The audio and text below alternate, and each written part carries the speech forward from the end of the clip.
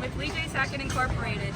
We're here at the Minnesota State Fair, and today's spotlight tractor is this 1941 John Deere LI. Now, you may be wondering, why is this John Deere tractor not green? Well, this tractor is an industrial tractor. That's what the I stands for in LI. And industrial tractors were used for tasks like road construction or other high visibility tasks where you need to know that there's a tractor there. So this tractor in particular was from Iowa, and in Iowa they painted their industrial tractors orange, but a lot of times you'll see yellow industrial tractors, and they even made some red ones in some areas.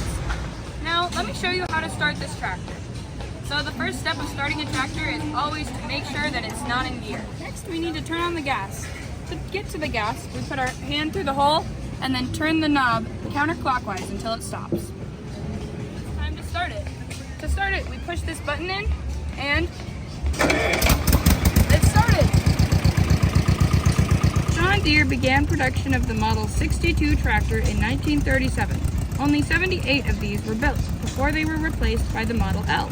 These tractors were produced from 1937 to 1946. Just over 13,000 of these tractors were built.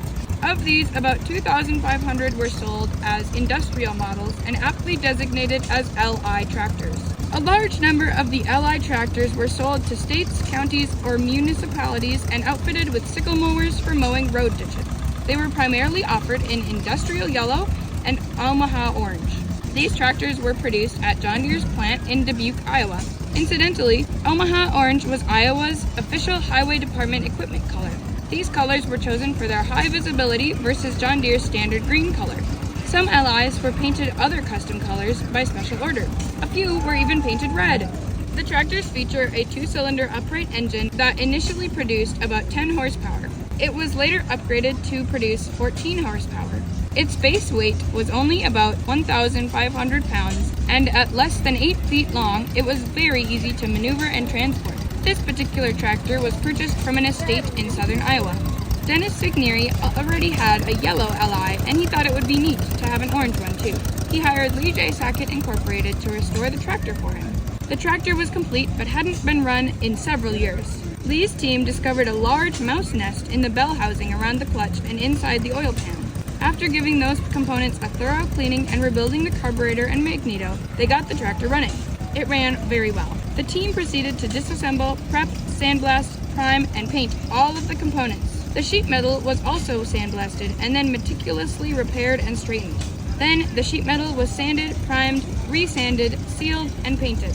Clear coat was applied to the hood to help prevent damage from spilled fuel or antifreeze. The tractor was then carefully reassembled with new wiring, gauges, and decals. Lee designed and 3D printed a special plastic battery cover to be placed on top of the battery, inside the battery box, to ensure that it would not short out when the lid was installed.